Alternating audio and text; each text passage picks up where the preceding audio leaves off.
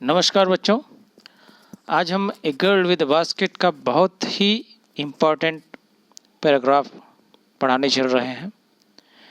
इसके पहले के वीडियो में हमने बताया कि पार्टीशन के समय जब वहाँ से लोग निकले तो उनके पास बहुत ज़्यादा मात्रा में दैनिक उपयोग में होने वाले सामान न होने की वजह से वो लोग बहुत परेशान हुए। उनके खाने के लिए भी सामान नहीं था, इसलिए बहुत कम सामान मिलते उनके साथ। और जब धीरे धीरे सामान ख़त्म होने लगे, खाने के सामान, खाने की चीज़ें, तो भूखे मरने लगे। और रास्ते में अंत में ये हमने बताया कि जहाँ कहीं भी वो गिरते थे वहीं पे उनकी डेथ हो जाया करती थी। ये जैसा कि इस लाइन में है, a few days after they started, they began to fall by the wayside from the weakness of hunger and died where they fell. Means कुछ ही दिन बाद वे लोग गिरना शुरू हो गए रास्ते के बगल में, भूख के कारण, कमजोरी की वजह से, और मर जाते थे जहाँ कहीं भी वो गिरते थे। स्थिति बड़ी दयनीय थी। The children shelling baskets were son and daughters of these refugees. लेखक आगे बताता है कि बच्चे शेलिंग बास्केट्स, जो बास्केट्स बेच रहे थे, कौन थे वो? Son and daughters of these refugees, इन्हीं शरणार्थियों के बच्चे थे वो लोग, बेटे और बेटियां थी। Their parents or relatives had gathered in the cities, setting up stalls, manufacturing simple articles, trying to make a living in a market already overcrowded. They are their children. They are their parents. They आया बच्चों के लिए, वे बच्चे और उनके माता पिता और रिलेटिव्स या फिर उनके रिश्तेदार लोग had gathered मीन्स इकट्ठे होना, तो वे लोग इकट्ठे हो गए थे। कौन? वे, उनके माता पिता और रिश्तेदार इकट्ठे हो गए थे। कहाँ पे? सिटीज़ में, शहर में। Setting up stall, setup means स्थापित करना, स्टॉल छोटी मोटी दुकानें। मैन्युफैक्चरिंग, मैन्युफैक्चर का मतलब होता है प्रोड्यूस, निर्माण करना या क्रिएट करना, हम कह सकते हैं। तो ये इस तरह से वो लोग एक छोटी सी दुकान सेटअप स्थापित कर लिए थे। छोटी छोटी सिंपल साधारण से आर्टिकल, सामान वगैरह बेचते थे, और इस तरह से trying to make living in market, एक ऐसे बाज़ार में जीने का प्रयास कर रहे थे, अपनी जीविका कमाने का, जो कि ऑलरेडी ओवर क्राउडेड, जो कि पहले से ही भीड़ से भरा हुआ था। अब आइए इसको हम और ठीक से समझते हैं। They are their parents or relatives had gathered in the cities, setting up stalls, manufacturing simple articles, trying to make a living in a market already overcrowded.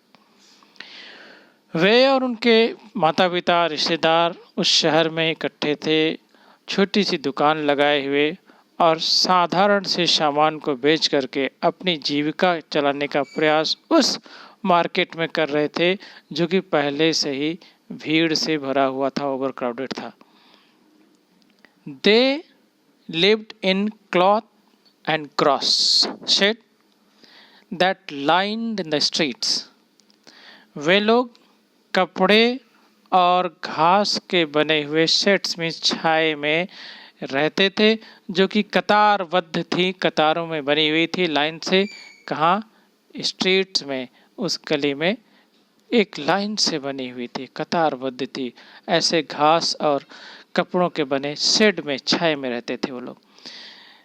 The peasants among these refugees, peasants एक छोटे मोटे किसान को कहा जाता है। Farmer बड़ा किसान होता है, पीजेंट्स छोटे मोटे किसान। एमंग दीज रिफ्यूजीज, इन शरणार्थियों में जो किसान थे, हैड बीन एक्स्टम्ड, कस्टम्ड का मतलब होता है परिचित होना, दूसरी इंग्लिश हम कह सकते हैं फैमिलियर, फैमिलियर दूसरे इंग्लिश। तो ये परिचित थे किससे? Too little all their lives for the annual income of an agricultural family does not exceed on an average $100 a year. The peasants among these refugees had been accustomed to little all their lives, for the annual income of an agricultural family does not exceed on an average $100 a year.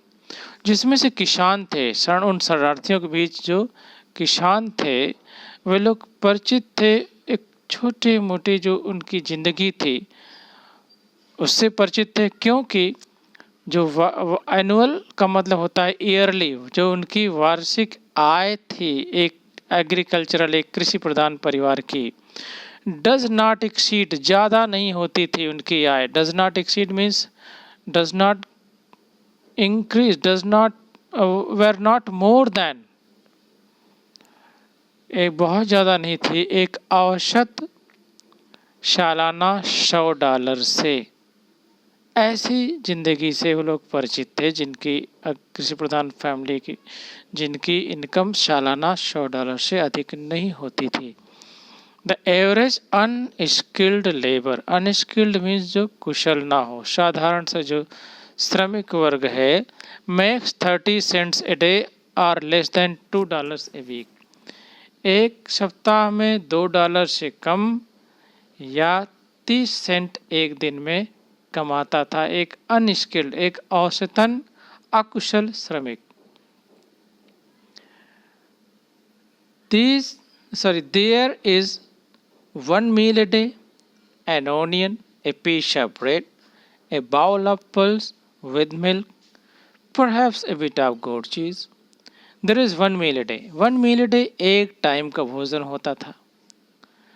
और एक time के भोजन में क्या क्या होते थे?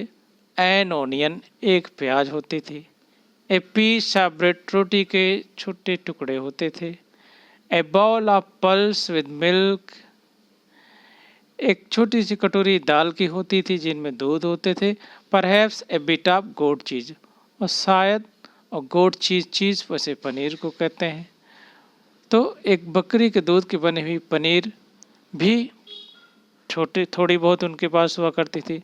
ऐसे मीग्रे हम कह सकते हैं, बहुत गरीब परिवार, गरीब आर्थिक परिवार की स्थिति थी उनके, लोगों की गरीबी से भरे हुए थे। ऐसे थे, no tea, no coffee, no fat, no sweet, no meal, इसके अलावा कोई चाय नहीं, उनकी लाइफ में कॉफ़ी भी नहीं पीते थे, वसा युक्त भोजन भी नहीं करते थे, नो स्वीट, कोई मिठाई वगैरह भी नहीं, मीट जिसका मतलब मांस वगैरह ये सब भी नहीं खाते थे।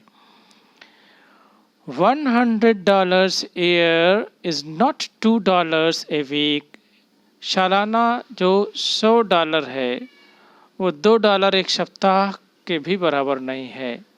Yet even that small amount is hard to earn by selling basket to the people too poor to buy them. और ये जो छोटी सी मात्रा है पैसे की, इसे भी कमाना मुश्किल था बास्केट्स को बेच करके उन लोगों के बीच जो कि बहुत ज़्यादा गरीब थे उन्हें खरीदने में, मीन्स जो खुद गरीब हो ऐसे लोगों के बीच वो बास्केट बेच करके ये छोटी सी राशि कमाना भी उनके लिए बड़ी कठिन बात थी।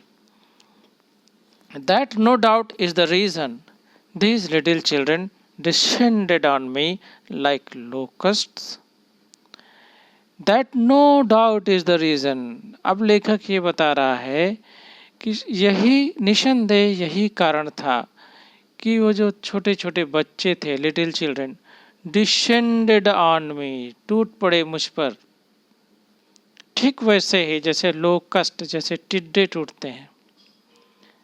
I, an American, was doubtless the most promising market they had seen. लेखक बता रहा है, मैं जो कि एक अमेरिकन था, निसंदेह उनके लिए बड़े ही विश्वास भरे मार्केट के रूप में था, खरीदार के रूप में उनके लिए था जिनको लोग देखे थे उस समय। तो इस पैराग्राफ में लेखक ने बताया उन बच्चों के बारे में कि वो बच्चे रेफ्यूजी के बच्चे थे, और ये भी बताया कि किस तरह से वो छोटी सी दुकान लगा करके अपने उन छोटे मोटे सामान को बेच करके अपने जीविका चलाने का प्रयास करते थे उस बाजार से जो पहले से ही भीड़ से भरा हुआ था। And writer also tales us the meager condition of their family. I mean, they were not able to earn even a 100 and yearly, because the people to whom they tried to shell out their articles, their items, were themselves poor, not rich enough to buy their items. That's why the children selling the baskets anticipated the writer to be the promising market for themselves, to be a customer who could buy maximum of their items, जो उनके items को खरीद सकता था। ऐसा लेखक बताया कि उन लोगों ने समझा लेखक को देख करके। I bought 1 tiny baskets for a few annas. कुछ आना दे करके मैंने कुछ बास्केट्स, एक 1 टीनी बास्केट्स, एक छोटी सी बास्केट खरीदी। टाइनी भी कहते हैं इसको, टाइनी मीन्स स्मॉल, एक स्मॉल छोटी सी बास्केट खरीदी कुछ आना दे करके। और उसके बाद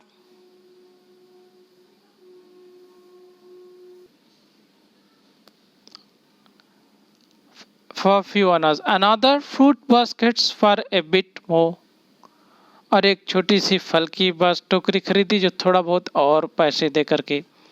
ए beautiful waste paper basket for a rupee, एक सुंदर से पेपर की बनी हुई टोकरी 1 रुपये दे करके खरीदी। ए लवली शेविंग बास्केट, एक प्यारी सी कढ़ाई से युक्त सिली हुई टोकरी को भी खरीदा इसने, लेखक ने, फॉर ए रूपी, 1 रुपये दे करके। फ्यू फेंस फॉर एन अनाज आर 2 पीसेस, कुछ आना दे करके एक कुछ पंखे भी खरीद लिए 1 आना दे करके। अब इसके बाद क्या हुआ कि लेखक बता रहा है, यहाँ से इम्पोर्टेंट भी है कि माई आर्म्स वेयर फिल्ड, मेरी जो पूरी भुजाएं थी वो फिल्ड हो गई, भर गई थी। And I had not spend 50 cent, लेखक बता रहा है मैंने 50 सेंट भी नहीं दिया था और मेरी पूरी बाह भर गई थी। The children passed in shouting their wares, जब बच्चे गुजरते थे पास से, shouting their wares, wares means होता है सामान, अपने सामान के बारे में चलाते हुए गुजर रहे थे बच्चे। I was a prisoner completely surrounded unable to move, लेखक एक प्रिजनर के जैसा, एक कैदी के जैसा हो गया था जो पूरी तरह से घिरा हुआ था। Unable to move, he was not able to move even a step because of being surrounded completely by the children. The most diligent aggressive, ये बहुत ही इम्पोर्टेंट लाइन है। द मोस्ट डिलिजेंट, डिलिजेंट मतलब हार्ड वर्किंग, एग्रेसिव का मतलब होता है जिसके जेस्चर्स बहुत ही आक्रामक हो, हाव भाव आक्रामक हाव भाव वाले। वंडर मीन्स सेलर, एक बहुत ही हार्ड वर्किंग, कठिन श्रम करने वाली, आक्रामक तेवर वाली, आक्रामक तेवर से बेचने वाली जो विक्रेता थी वो कौन थी? ए ब्यूटीफुल गर्ल, एक सुंदर सी लड़की थी। ऑफ 9 साल की, राइट इन फ्रंट ऑफ में। लेखक कह रहा है अत्यधिक श्रमी, आक्रामक तेवर वाली सुंदर सी लड़की 9 साल की थी, बेचने वाली वेंडर, जो ठीक मेरे सामने थी। She had a lovely basket, उसके पास एक प्यारी सी टोकरी थी, विद हैंडल, उसमें हैंडल लगा हुआ था। शी वांटेड ₹1.50 फॉर इट, और अबाउट 30 सेंट्स, वो 1 या 1.5 रुपये या फिर 30 सेंट के आसपास हमसे चाहती थी। लेखक बता रहा है she was an earnest pleader, pleader means वकालत करने वाला, मीन्स अपने सामान की वकालत कर रही थी, उसके बारे में बता रही थी। अर्नेस्ट मीन्स सिंसियर, वो सिंसियर का मतलब होता है ऑनेस्ट, गंभीर बातों को गंभीरता से कहने वाली थी वो। There were tears in her eyes, उसकी आंखों में आंसू थे। She pleaded and begged in tones that would wring any heart, वो pleaded means and begged, वो याचना और वकालत ऐसे टोन में, ऐसे सुर में करती थी, that would wring anyone's heart, जो किसी भी के हृदय को, रिंग जो शब्द आया है हिंदी में कहते हैं द्रवित, एक शब्द आता है जिस जैसे हृदय द्रवित हो जाना, यानी कि दया जब आती है उसको द्रवित करते हैं। तो ऐसी आवाज़ में वो बोल रही थी जिससे किसी का भी हृदय द्रवित हो सकता था, ये बताया। तो इस लाइन को हम फिर से करते हैं। लेखक अब बताता है कि just bought a small baskets after giving few honors. One more fruit baskets by giving a bit more. Beautiful paste paper baskets he bought for a rupees.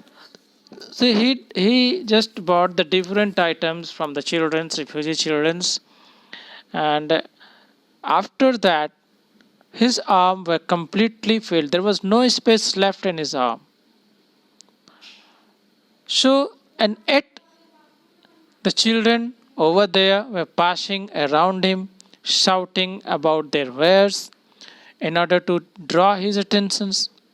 The writer tells us that he was completely like a prisoner, surrounded by those children, and was not able to move even a step.